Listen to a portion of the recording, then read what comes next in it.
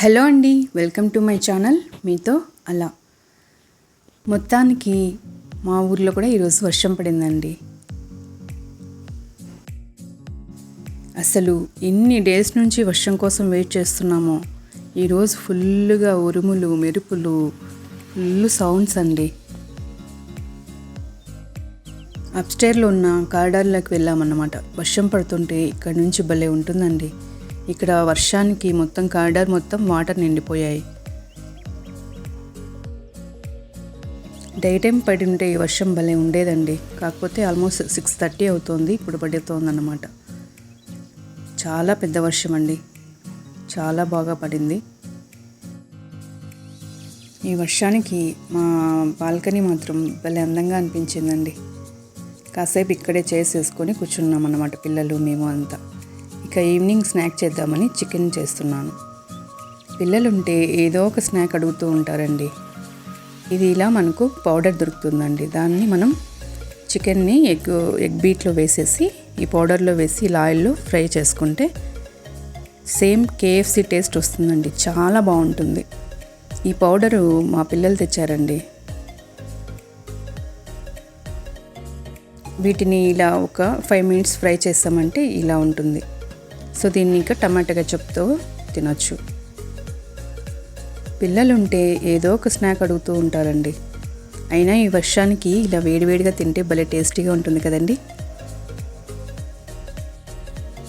ఇక మార్నింగ్ మొక్కలు నాటుదామని మొదలు పెడుతున్నాను. అంటే ఇది వర్మి కంపోస్ట్ అండి, మనకు నర్సరీలో దొరుకుతుంది. దీన్ని కొద్దిగా మనం మట్టిలో మిక్స్ చేసి వేసామంటే మొక్కలు చాలా హెల్తీగా పెరుగుతాయండి. ఇలా మొత్తం మన్నులో మిక్స్ చేసి ఇలా మొక్కలన్నింటినీ సపరేట్ చేస్తున్నాను. వీటి వల్ల మనకు మొక్కలు చాలా హెల్తీగా కూడా పెరుగుతాయి. ఇవంతా నేనే పెయింట్ చేసి ముగ్గులు వేసుకున్నానండి. ఖాళీ టైంలో ఏదో ఒకటి మనకు చేయడానికి పని ఉండాలి అనుకుంటాను నేను. చూసారా, మొక్కలు నాటడం అంత ఈజీ కాదండి. మొత్తం ఇలా క్లమ్జీగా అయిపోతుంది. దీన్ని మొత్తం మళ్ళీ సపరేట్ చేసుకోవాలి.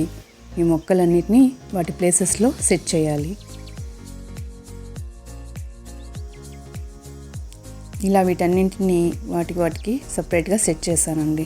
వీటిని కాసేపు ఇలా ఎండకు పెట్టామంటే మంచిగా సెట్ అవుతాయి అన్నమాట.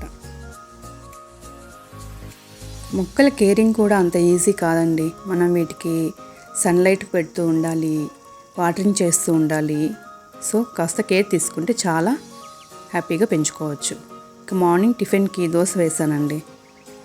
ఇంకా పిల్లలుంటే ఒక టిఫిన్తో ఆగరు కదండి, వాళ్ళకు 2 రకాలైనా ఉండాలి, ఏదో ఒకటి అడుగుతూ ఉంటారన్నమాట. సో నేను ఇడ్లీ కూడా చేశాను. ఇలా వేడివేడి ఇడ్లీ ఎర్రకారం చట్నీతో హ్యాపీగా తినేశారు. ఇంకా నేను స్నానం చేసి పూజ చేసుకొని ఇక తులసి చెట్టు నాటుదామని అన్నీ సెట్ చేస్తున్నాను. మన్ను మొత్తం మిక్స్ చేశాక మన చెట్టుకు ఎంత ప్లేస్ కావాలో అంతవరకు మనం మన్ను పోసుకోవాలి. తులసి చెట్టుకు ఎక్కువ ఎరువులు వేయాల్సిన అవసరం లేదండి. నార్మల్ మన్నులోనే మనం కాస్త ఆవు పేడ ఇలాంటివి ఏదైనా ఎరువులు వేసుకున్నామంటే సరిపోతుంది. మనం తులసిని ఎప్పుడు ఏకాదశి రోజు తెచ్చుకోవాలండి. ఎందుకంటే ఏకాదశి తెచ్చుకుని ద్వాదశి రోజు మనం తులసి మొక్క నాటామంటే చాలా మంచిగా పెరుగుతుంది.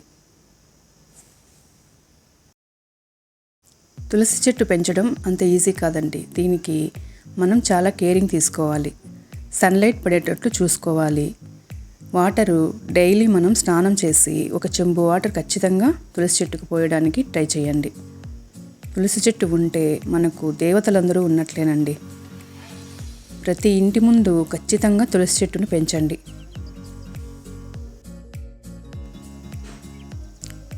తులసిని పూజించడం వల్ల మనకు మంచి జరుగుతుందో అని ఆ పెద్దలు చెప్తూ ఉంటారు. పూర్వకాలంలో అయితే తులసి లేని ఇల్లు ఉండేది కాదండి. నేను ముందు తులసి చెట్టును పెట్టుకోలేదండి. ఒక 10 years నుంచి తులసిని నేను కూడా ఆరాధించడం మొదలుపెట్టాను. నాకైతే చాలా మంచి జరిగిందండి. సో మీరు కూడా తులసిని డైలీ పూజించండి, చాలా మంచిది. ఇలా నేను కృష్ణుడి దగ్గర తులసి కోటను ఏర్పాటు చేసుకున్నాను.